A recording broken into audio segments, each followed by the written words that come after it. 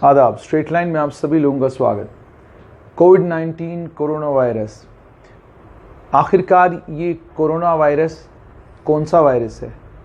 इसे ख़ानदान का अता पता मालूम करें, मालूम ये करें कि ये अपनी शक्ल कैसे बदलता है और क्या वजह कि चाइना में वायरस का जो स्ट्रेन था, इटली में जाकर क्या हुआ, स्पेन में जाकर क्या हुआ और अमेरिका में जाकर क्या कुछ हो रहा है। और भारत 2 लाख केसेस होने के बावजूद अभी भी मरने वालों का आंकड़ा, हालांकि वो भी गंभीर और चिंताजनक बात है, लेकिन आंकड़ा अभी भी 5-6 हज़ार के करीब है। मेरे साथ हैं इस वायरस के जानकार प्रोफेसर यशपाल शर्मा, जम्मू यूनिवर्सिटी की बॉटनी डिपार्टमेंट से। यशपाल जी, बहुत बहुत स्वागत है आपका। Thank you Junaid ji.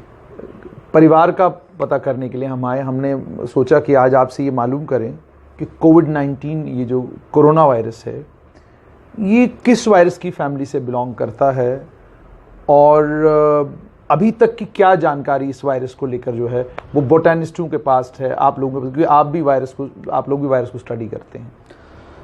Ji Junaid ji, viruses की जो हिस्ट्री है बहुत पुरानी रही है और वायरसेस जो हैं वो ह्यूमंस का जैसे एवोल्यूशन हुआ तो वायरसेस उनके साथ तभी से जुड़े हुए हैं। इनफैक्ट जितने भी ऑर्गेनिजम्स हैं वो किसी न किसी प्रकार के वायरसेस साथ में कैरी करते हैं।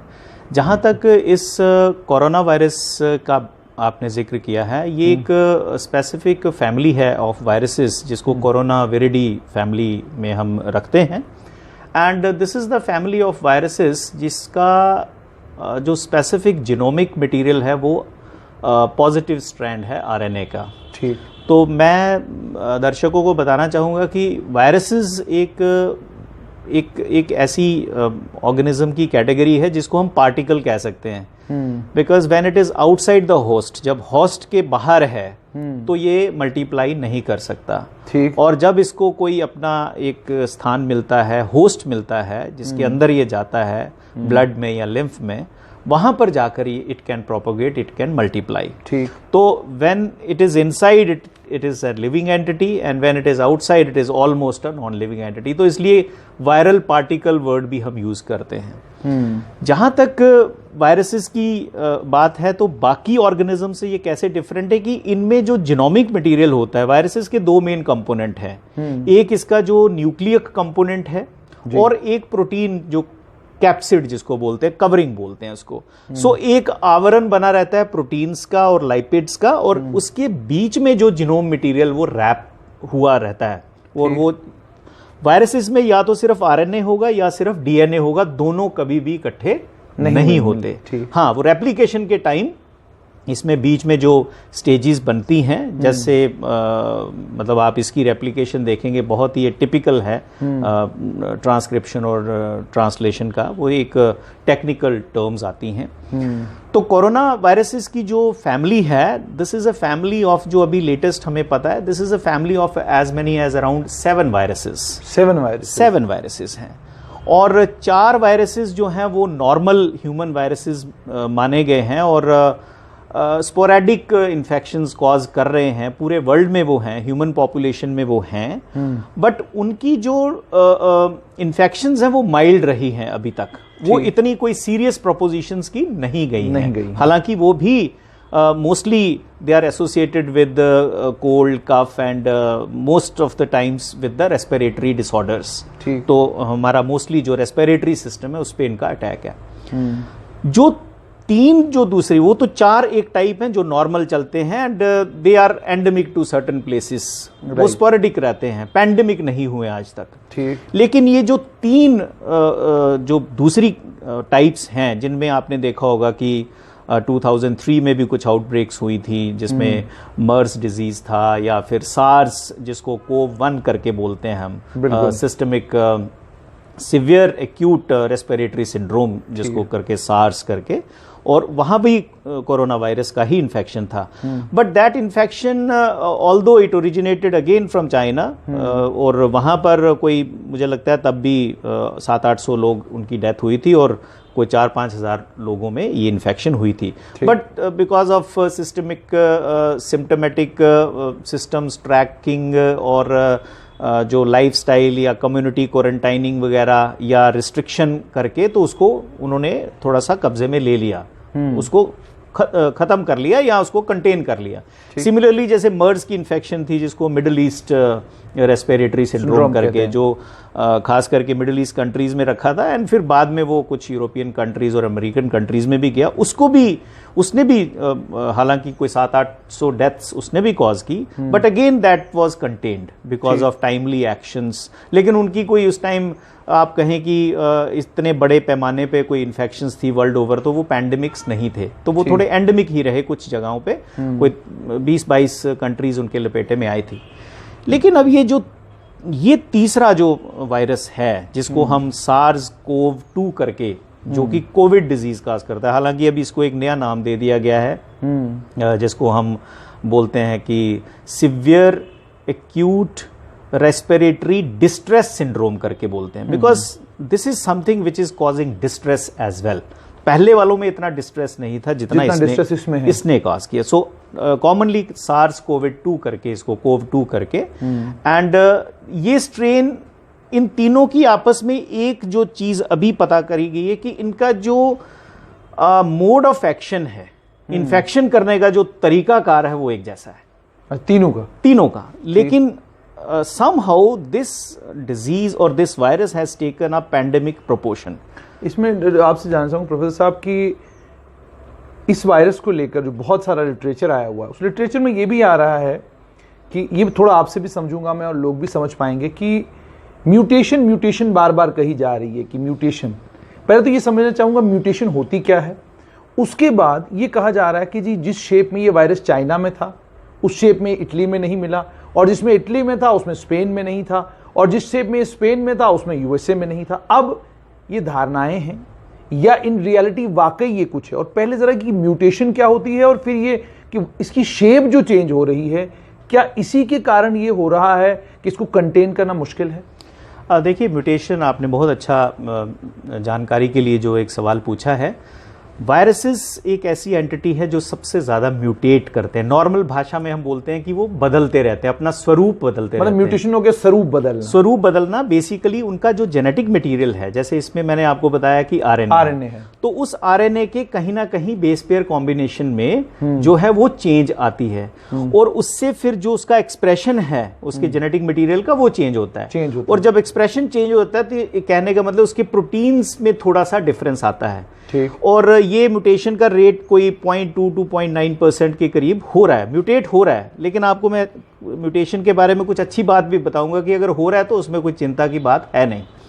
सबसे पहले एक बड़ी इंपॉर्टेंट बात है कि इसका ट्रेस करना, और कुछ भ्रांतियां जो डाउट्स लोगों के माइंड में थे कि शायद ये क्रिएट किया गया है या कुछ ऐसा में बना है, वुहान में किसी लेबोरेटरी में। देखिए, अभी तक इसका कोई एविडेंस प्रमाण नहीं आया है। इवन यूएस साइंटिस्ट ने भी, there are number of laboratories which are working on this and they have ruled out by studying the behavior that it has not been created. This is what is the present literature tells us.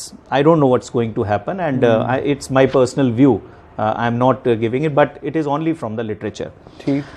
Virus की जो उत्पत्ति है या इसकी transmission है, that has unfortunately hopped from bats and may be an intermediate pangolin to humans. Right. आपको जैसे सबको पता ही है कि वुहान में ना एक बड़ी कुप्रथा, मैं कहूँगा उसको, and that's like playing with the God. वहां पर एक मार्केट है जो wild life, illegal wild life trade होता है। तो वो एक वाइल्ड लाइफ की, आप समझ लीजिए जैसे मीट मार्केट टाइप होती है। तो all kind of wild life, जिनमें बैट्स हैं, पैंगोलिन्स हैं, स्नेक्स हैं, लीजर्ड्स हैं, I mean everything from the wild, that is on the sale. ठीक। तो somehow this virus has mutated and has entered into the humans by that mutation. ठीक। और it has identified the receptor. Otherwise जो human में receptors identify हो रहे हैं कि human cells, खास करके हमारी जो lungs की कुछ alveolar cells हैं, उनके जो surface receptors हैं जिसमें angiotensin converting enzyme 2 है, ACE2 रिसेप्टर है, जो अभी पता चला है कि ये रिसेप्टर है जिसको जो वायरस का प्रोटीन है वो बाइंड करता है जाके। राइट। एंड दैट रिसेप्टर वो एक दरवाजा है। वो रिसेप्टर जो है वो होस्ट की सेल, ह्यूमंस की सेल के अंदर वो दरवाजा है और उस दरवाजे को ये खटखटाता है, उसमें जाके ये मिलता है और वो एक समझ लीजिए कि वो चाबी किसके पास है, वायरस के पास है। वो खुल गया एंड उसको फिर एक आगे एक सीरीन प्रोटीएज करके मेम्ब्रेन, ट्रांस मेम्ब्रेन एंजाइम है, वो उसको फैसिलिटेट करता है अंदर जाने के लिए। अच्छा, तो जो वायरस की जो एक स्पाइक प्रोटीन होता है, आप कह सकते हैं वायरस के पास एक रडार है, बिल्कुल। तो वो रडार से वो अपना टारगेट आइडेंटिफाई करता है और टारगेट क्या है उसका, वो रिसेप्टर। तो रिसेप्टर को वो जैसे ही मिलता है और वो पॉजिटिव इंटरेक्शन होती है तो that is facilitated to enter the human cell. इसका मतलब हो गया जो ही अंदर पहुंचा वहां मल्टीप्लाई होगा ये। एब्सोल्युटली। अब अंदर जाके क्या है, जैसे मैंने आपको बताया कि इसका आवरण होता है, इसके प्रोटीन्स होते हैं इसके ऊपर, इसकी बहुत जबरदस्त कवरिंग है। तो अंदर जाके वो प्रोटीन खुल जाएंगे और इसका जो आरएनए है, जो जेनेटिक मटेरियल है, that would enter into the host genome. ठीक, वो होस्ट जीनोम के साथ फिर जाके उसके आप समझ लीजिए कि कब्जा कर लिया। ठीक, and then it starts replicating with the host genome, उसकी मशीनरी यूज करके। तो वो एज मैनी एज कहते हैं कि कोई 7 mRNA ट्रांसक्राइब होते हैं और उन 7 में से 2 तो रेप्लिकेशन के लिए हेल्प करते रहते हैं और जो बाकी के जो बचते हैं वो प्रोटीन वगैरह बनाने में काम आते हैं। अच्छा, और फिर दोबारा से उसकी असेंबली जो है वो क्या करते हैं, मेम्ब्रेन के उसमें आके फ्यूज करता है, वहीं पे जाके इसको फिर दोबारा से वो आवरण अपना पहनता है, moves out of that infected cell in multiple copies and is able to infect the nearby cells. So this is how the chain of infection goes on. तो ये जो बार बार कहा जा रहा है कि ये अपनी शक्ल बदल रहा है, ये कोई थोड़ा समझना चाहूंगे, बहुत सारे लोगों को पता ही नहीं शक्ल क्या होती है वायरस की, क्या शेप है। जैसे सुनने में है कि जी जब ये चाइना में था तो कोई एल शेप था, शायद जब अमेरिका गया तो पता नहीं इस शेप में था। अब ये कोई मिथ है या वाकई इस तरह का भी नहीं, कुछ? इसकी बॉटनी शेप तो बिल्कुल नहीं चेंज होती।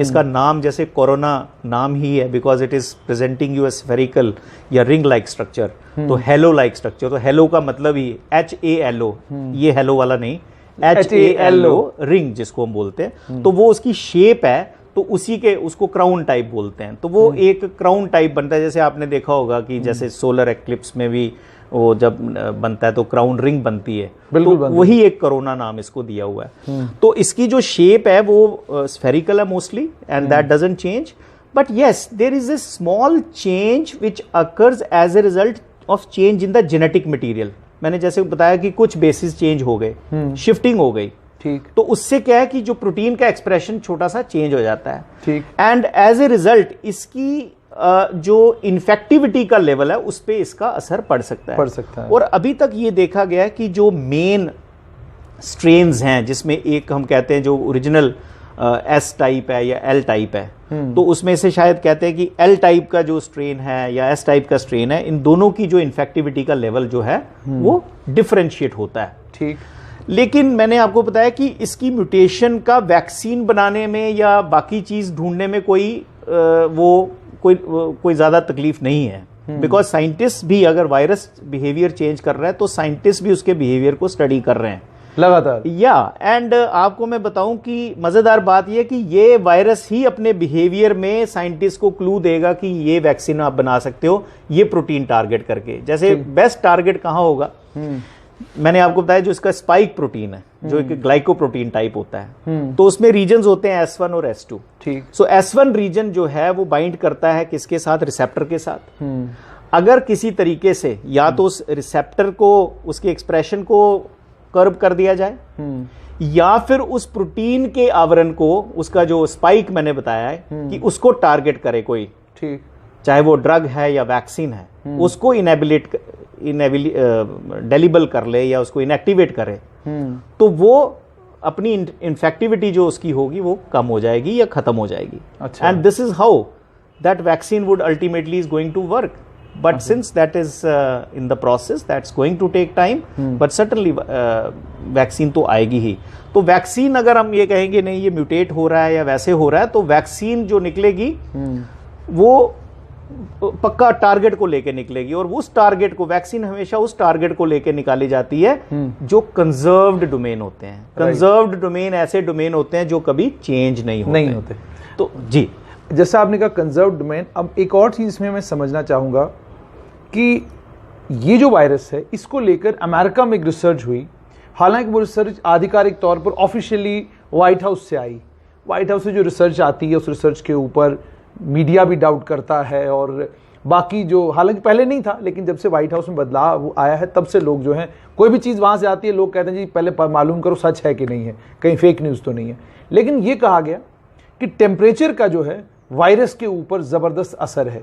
उन्होंने ये कहा कि 60% जो इफेक्टिविटी है इस वायरस की वो कम हो जाती है अगर आपका टेम्परेचर 35 डिग्री से ज़्यादा या 40 डिग्री से ज़्यादा हो जाता है। आपसे जानना चाहूँगा वायरस और टेम्परेचर का क्या कनेक्शन है?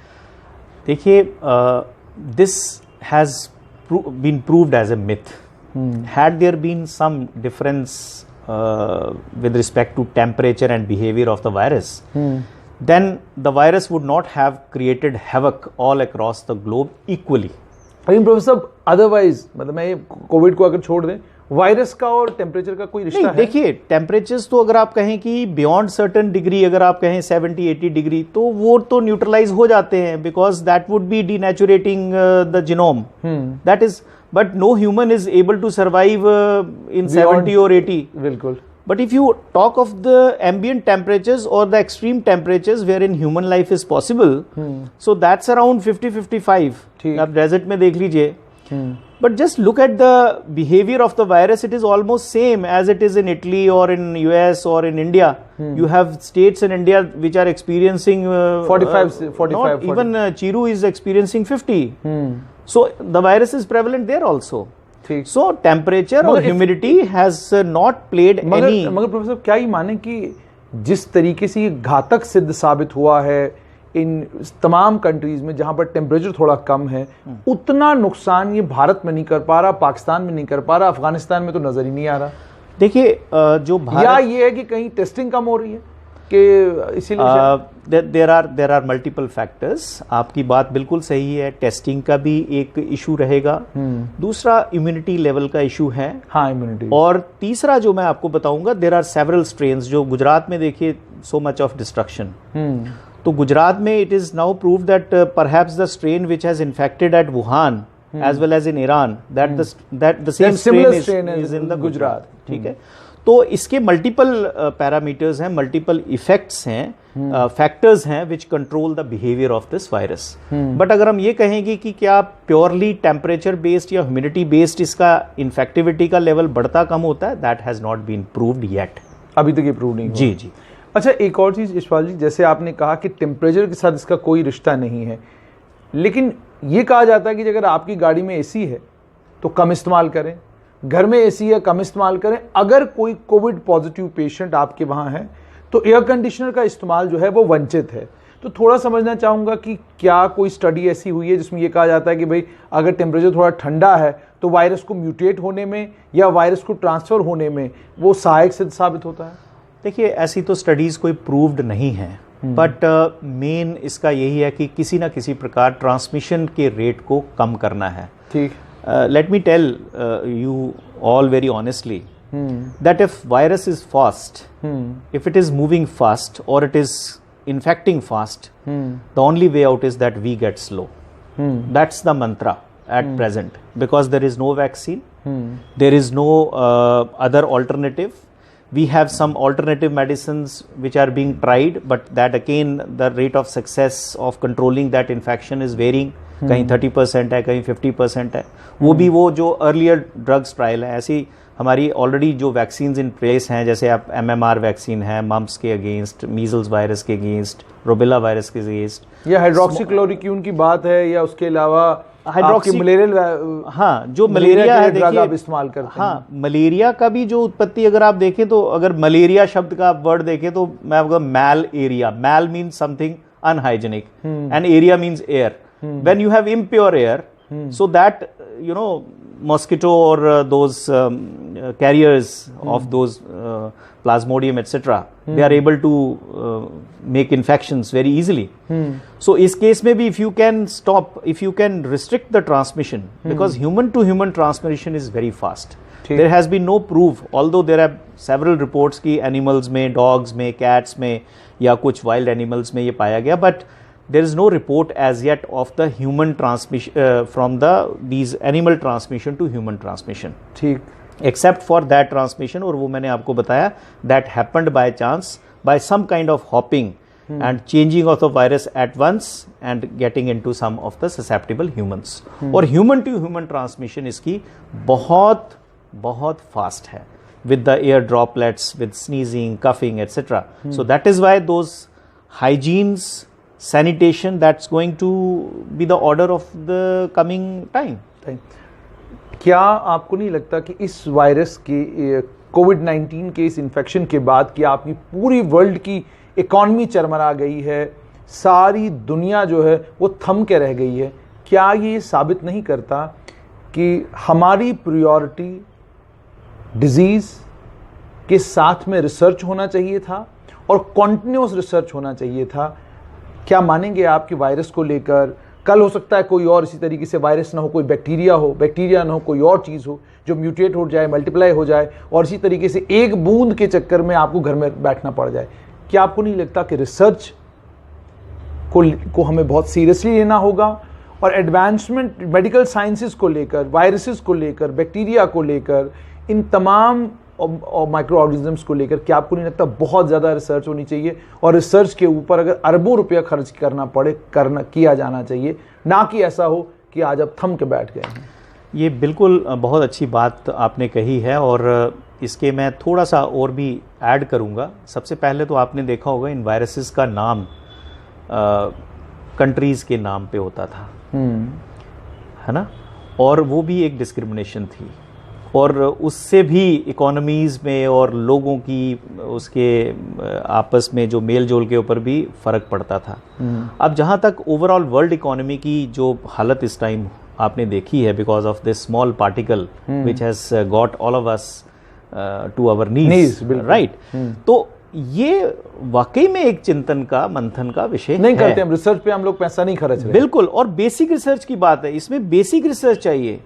Like as a teacher or as a researcher, I would certainly be, wanting that our institutes, particularly institutes related to microbiology and with the subjects like pathology and virology, they need to be of prime importance because they are directly associated with the human lives. Right. So पहले हम priorities भी इसके ऊपर set करें, but I am happy that of late some मंथन is going on, some चिंतन is going on, और मुझे लगता है कि एक एक करके, जैसे स्वच्छता के ऊपर बात की थी, बिकॉज ये स्वच्छता अगर नहीं स्टार्ट हुई होती तो आई थिंक आज सिनेरियो कुछ और होता। चाहे आप कहें कि हमने मानसिकता में स्वच्छता को लाया है, वो लाने से थोड़ा बहुत फर्क जरूर पड़ा है, ये आपको मानना पड़ेगा और हमें सबको मानना पड़ेगा। तो एक तो आपको अपने हेड में, there was a very nice poster in Times magazine कि now let us all understand that we have to put it in our head that we have to live with this virus for a long times to come, but that doesn't mean that we need to be scared of this virus. We need to change as per the behavioural changes which are going on in the virus. सो हमें अपने behaviour में भी वैसी changes लानी पड़ेंगी। तो हमारा अगर माइंडसेट वैसा चेंज होगा कि नहीं, अगर हमने साफ सफाई रखनी है तो रखनी है, बिकॉज इस वायरस का जो नाता डायरेक्ट और इनडायरेक्ट हाइजीन के साथ है। अभी अगर अभी हमें कुछ चीज बचा रही है तो वो जुनैद जी क्या बचा रहा है? Hygiene, social distancing, basic hygiene है। बेसिक हाइजीन जब तक वैक्सीन नहीं है तो ये हमारे यही अस्त्र शस्त्र यही हैं। तो ये मान के चलना पड़ेगा और हमें ये दिमाग में रखना पड़ेगा कि we have to live with this corona as we are living with other viruses also. आप देख लीजिए, बाकी डिजीजेज हैं, मलेरिया है, स्मॉल पॉक्स है, मीजल्स हैं, they are all there, but somehow they have been controlled to some extent with contributions from, I am thankful to Edward Jenner who was the first to get that vaccine for cowpox and then for smallpox. So हम उनके नतमस्तक हैं उनको। एक और सवाल ये बड़ी बार मेरे दिमाग में आता है, लेकिन आज चूंकि आपसे मौका मिला है, पता नहीं आप जवाब देंगे, लेकिन सवाल तो मैं पूछूंगा। दुख होता है आपको कि अगर वायरस के लिए वैक्सीन ढूंढना है तो हम ढूंढते हैं लैंसेट में क्या आ रहा है, कोई लैंसेट में लिखा कुछ किसी ने, कुछ और हो तो हम ढूंढते हैं जी कोई फॉरेन पब्लिकेशन में आया है कुछ, फिर हम ढूंढते हैं बताओ चाइना वालों ने कुछ किया इसके ऊपर, कोई इटली वाले लिख रहे हैं कुछ इसके ऊपर, अच्छा अमेरिका कब तक वैक्सीन निकालेगा, अच्छा फलां कब तक वैक्सीन निकालेगा। प्रोफेसर आप समझना, जब क्या मानसिकता हो गई है हमारे ही लोग यहाँ से जाएं तो वो एप्पल चला लेते हैं, हमारे ही लोग यहाँ से जाएं, गूगल चला लेते हैं, वो लोग फेसबुक चला रहे हैं, वो लोग पूरे वर्ल्ड का जितना सिस्टम है उस सिस्टम में अगर भारतीय नहीं है तो वो सिस्टम नहीं चल रहा। हमारे बगैर वो सब कुछ चलता नहीं। और यही लोग जब यहाँ होते हैं हमारे सिस्टम में तो कुछ भी नहीं चलता। तो कब ये मानसिकता बदलेगी कि हम भी वैक्सीन बना सकते हैं, हम भी इन सब चीज़ों को काउंटर कर सकते हैं? वजह क्या, क्यों नहीं हो पाता ये सब कुछ? और क्यों हम लेंसेट में ढूंढते हैं और क्यों हम कहते हैं जी नोबेल मिल गया तो तभी काम होगा, भारत रत्न मिल गया तो कोई बड़ी बात नहीं? आपने बहुत अच्छा सवाल किया और आपने शंका जाहिर की कि मैं इसका जवाब दूं या ना दूं, पर मैं इसका जवाब ज़रूर दूंगा, क्योंकि this is pertaining to all of us, this is pertaining to humanity basically. हमने अतीत में क्या किया है, कहाँ हमारे गैप्स रहे हैं? आपके सवाल बहुत वाजिब हैं कि somehow we had been following the system which is already in place और हम उसको फॉलो कर रहे थे। लेकिन मुझे लगता है कि अभी कुछ समय से आप देख रहे हैं कि there are some perceptible changes which are taking place. सबसे बड़ी बात अभी रिसेंट आपने देखा, हमारे जो हेल्थ मिनिस्टर हैं माननीय Harshvardhan ji, he got entry into WHO at a very good position.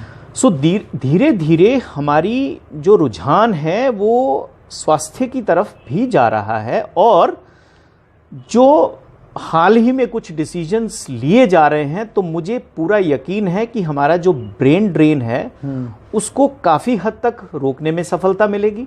और हम आश्वस्त करेंगे अपने वैज्ञानिकों को, शोधकर्ताओं को, कि जो आपको फैसिलिटीज़ बाहर की लैब्स में मिलती हैं वो आप यहाँ प्रोवाइड करें। और मैं आपको बताना चाहूँगा, we happen to visit one of the national institute of genomics at Kalyani, निम जी जिसको करके बोलते हैं। तो आज मैक्सिमम जो कोविड टेस्ट हो रहे हैं वो उस लैब में, जीनोमिक्स लैब में हो रहे हैं। तो वहाँ का इंफ्रास्ट्रक्चर देख के तो मैं बहुत खुश हुआ कि भारत में भी अब धीरे धीरे उस ग्लोबल लेवल का काम होना शुरू हो गया है और बड़े अच्छे रिजल्ट्स आ रहे हैं। ICMR is doing very good work. और ये मानसिकता तो बदलनी पड़ेगी, क्योंकि जब हम लोग अपने देश के प्रति बहुत समर्थता बताएंगे, देश के प्रति हम अपनी एक जागरूकता बताएंगे, सजगता बताएंगे कि देश के प्रति भी हमारा कोई दायित्व है, तो मुझे लगता है कि आपके सवाल का जवाब ये भविष्य में मिल जाएगा। और मैं पूरा आश्वस्त हूं, बिकॉज इसमें each and every individual has got affected, right. और अगर आज हम इसका चिंतन नहीं करेंगे और इसके ऊपर ध्यान नहीं देंगे तो कल कोई बड़ी बात नहीं है। बिकॉज प्रकृति जो है, आपने देखा आज सबसे ज्यादा हम पे अगर कोई हंस रही है तो प्रकृति हंस रही है, बिल्कुल, और बाकी कुछ नहीं। हम दुखी हैं, मानवता दुखी है, लेकिन प्रकृति हंस रही है। तो हमें एक ये भी करना है, और शायद ये संकेत भी है कुछ स्पिरिट की वजह से, कि स्पिरिट की तरफ से, कि let us now again get in touch with the nature, with the we need to have harmony with the nature। जी बहुत बहुत शुक्रिया। तो ये थे प्रोफेसर यशपाल शर्मा। आपने कोविड-19 कोरोना वायरस को लेकर बहुत सारी जानकारी इन्होंने आपको दी, लेकिन बात यहाँ पर खत्म हुई कि प्रकृति के साथ जो कुछ हम लोग करते रहे हैं और आगे भी आने वाले वक्त में दोबारा करना शुरू करेंगे, जरा सोचिएगा। जम्मू बहुत खूबसूरत, बड़ा सजीला दिख रहा था जब कर्फ्यू लगा हुआ था, बहुत कम गाड़ियां सड़क के ऊपर थीं। सूर्यपुत्री तवी को लेकर जम्मू कश्मीर के प्रसिद्ध अखबार डेली एक्सप्रेस में खबर आई कि उसके अंदर जो इम्प्योरिटी लेवल है, उसके अंदर जो पोल्यूशन का लेवल है वो कम हुआ है। ये इस और इशारा करता है कि हमारी प्राथमिकता हमारा अपना आप है। लेकिन वायरस के एक स्ट्रेन ने हमको ये समझा दिया, हमारी प्राथमिकता हमारा अपना आप तो होना चाहिए, मगर अपने आप के साथ में हर वो चीज़ जो हमें सुख देती है, सुख का अनुभव कराती है, वो चीज़ें भी हमारी प्राथमिकता होनी चाहिए। अगर नहीं हुआ, अभी तो एक बूंद ने परेशान कर रखा है, कल सोचिए अगर ये बूंद बड़ी हुई तो कितनी ज़्यादा परेशानी हो सकती है। इस पर सोचिएगा, ध्यान दीजिएगा, और जो कुछ प्रोफेसर यशपाल शर्मा ने कोविड को लेकर कहा है वो आपके नॉलेज में इजाफा ज़रूर करेगा। दीजिए इजाज़त, आदाब।